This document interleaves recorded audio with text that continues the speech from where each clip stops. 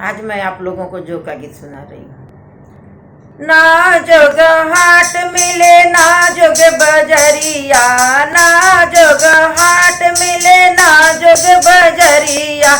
जोगावा जोगावा हमरा मम्मी जी के पास मिले जोगावा, हमरा मम्मी जी के पास मिले जोगावा। ना जोग हाट मिले ना जोग बजरिया, जोगावा हमरा मम्मी जी के पास मिले जोगावा, हमरा मम्मी जी के पास मिले जोगावा।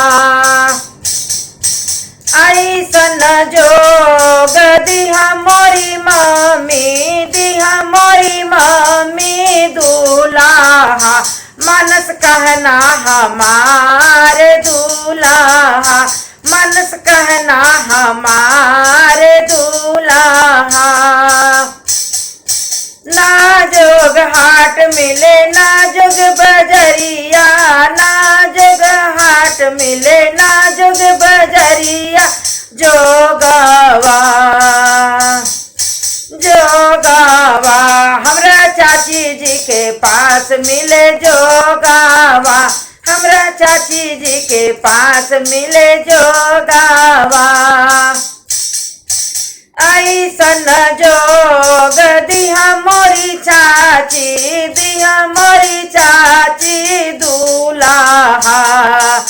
ऐसन जोग दिहा मोरी चाची दूल्हा, कपड़ा धोवस हमार दूल्हा, कपड़ा धोवस हमार दूल्हा। ना जोग हाट मिले ना जोग बजरिया, ना जोग हाट मिले ना जोग बजरिया। जोगावा जोगावा हमरा भाभी जी के पास मिले जोगावा, हमरा भाभी जी के पास मिले जोगावा। ऐसन जोग दिहा मोरी भाभी, दिहा मोरी भाभी दूल्हा, गोड़ मिससु हमार दूल्हा।